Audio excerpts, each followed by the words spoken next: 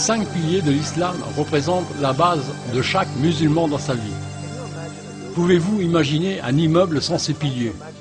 Aussi, essayez d'imaginer la vie d'un musulman sans ces importants piliers. Ces piliers sont reliés entre eux pour faire un musulman complet, fort, sain de corps et d'esprit, et en même temps très actif et responsable dans sa vie quotidienne. La croyance du musulman est faible sans ces piliers. Ce n'est pas assez de dire que je crois en Dieu ou en Allah, sans suivre et faire des actions importantes. Ces 5 piliers représentent ces actions qui prouvent ma foi en mon Créateur. Shahada, la profession de foi. Salah, établissement de la prière. Zakat, le paiement des aumônes. Saum, jeûner le mois du Ramadan. Hajj, le pèlerinage à la Mecque. Shahada,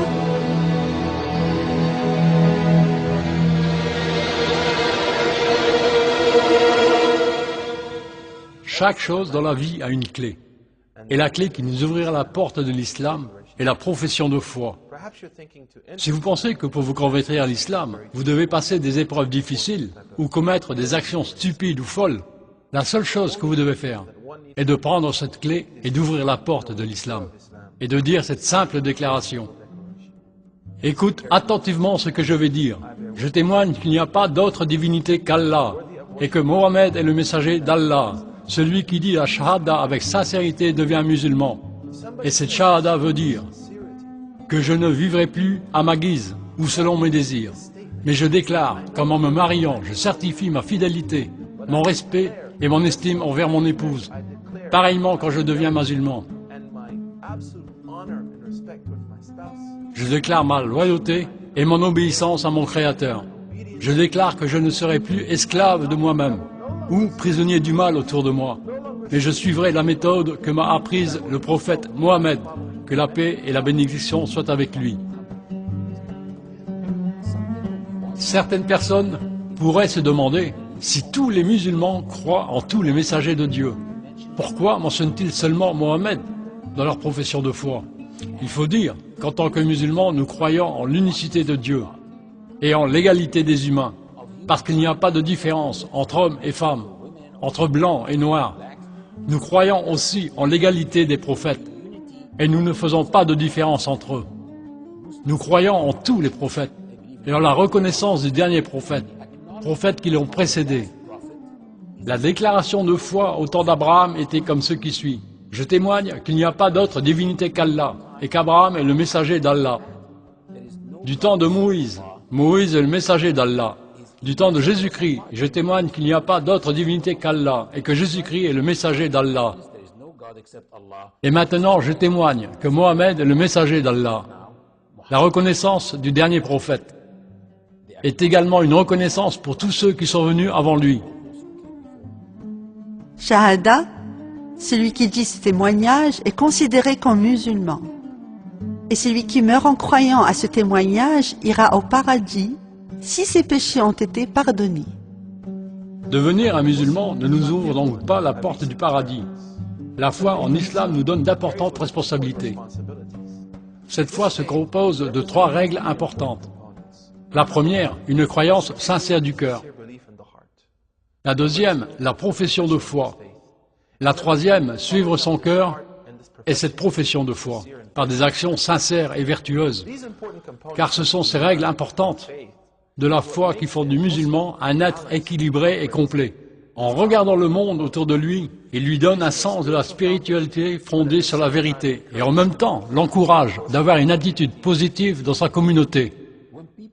Quand les gens recherchent le sens profond de cette foi, ils trouveront la liberté, ils briseront leurs chaînes. Le témoignage qu'il n'y a pas d'autre divinité qu'Allah veut dire que je n'adorerai qu'Allah et que je ne craindrai qu'Allah, que je ne supplierai qu'Allah, que je n'implorerai qu'Allah et que je ne me plaindrai qu'à Allah, que je n'aimerai seulement qu'Allah et ce que Allah aime, et ce que Allah n'aimera pas, je ne l'aimerai pas. Il sera le centre de ma foi. Ce qui veut dire que je ne serai plus l'esclave d'aucun être humain, ou de choses matérielles, ni d'aucun désir.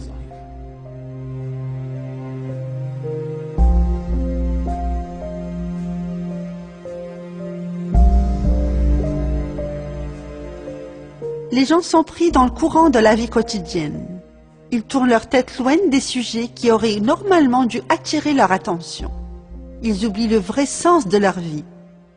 Les prières quotidiennes ouvrent la communication avec Allah, empêchent l'insouciance et forcent le croyant à se tourner vers son Dieu.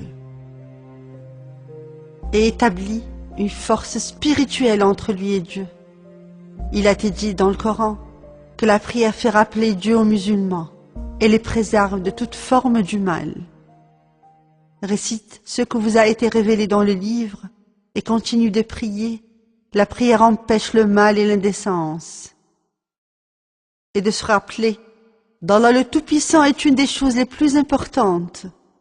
Allah sait tout ce que vous faites. Quand quelqu'un accepte l'islam, je leur dis souvent, attention, la course n'est pas encore finie, mais elle vient juste de commencer. Quand quelqu'un accepte l'islam, ce n'est pas une partie de plaisir ou des vacances, car il y a des obligations que nous devons accomplir. La prière est parmi ces obligations. Tout le monde sait que les musulmans prient et beaucoup de gens croient que les musulmans se dirigent vers l'Est pour la prière. Mais si vous regardez les musulmans de Chine, ils se tourneront vers l'Ouest. Tous les musulmans se tournent vers la Mecque pour prier, les 5 prières journalières. Le Coran insiste sur l'importance de ces prières, en mentionnant que Dieu Tout-Puissant a donné aux anges 2, 3 et 4 ailes. Et ceux d'entre nous qui veulent s'élever dans l'obéissance de Dieu, comme les anges, Dieu leur a donné 2 genres de prière, 3 genres de prière, 4 genres de prière dans la journée. Donc, comme les anges, nous avons des ailes spirituelles. Cet acte important et mécanique, le salah ou prière. Les musulmans se tournent vers la Mecque en priant, où se trouve une construction cubique noire qui est appelée la Kaaba. La Kaaba est la première bâtisse qui fut construite sur terre pour pratiquer la religion. Il a été construit par Adam et fut reconstruit par Abraham et son fils Ismaïl. La Kaaba n'est pas un lieu d'adoration où les musulmans pratiquent leur religion. Les musulmans croient que la Kaaba ne peut faire ni de bien ni de mal à personne. La Kaaba est le centre, autour duquel les musulmans tournent en cercle pour prier. Et ces cercles continuent à s'agrandir dans le monde entier. Donc, quand je prie tout seul, je dis « Vous seuls, nous vous adorons, et vers vous seuls, nous vous tournons pour vous demander de l'aide. » Je ne dis pas « Je vous adore » ou « Je me tourne vers vous pour demander de l'aide », même en priant seul, car je ne suis pas le seul à prier. Je suis dans un cercle fermé. D'autres frères et sœurs prient avec moi dans ce cercle. Peut-être en Chine ou au Danemark, peut-être sur un bateau, sur une montagne. La Kaaba nous donne le sens de l'universalité de cette religion, en unifiant les musulmans qui prient en cercle autour d'elle.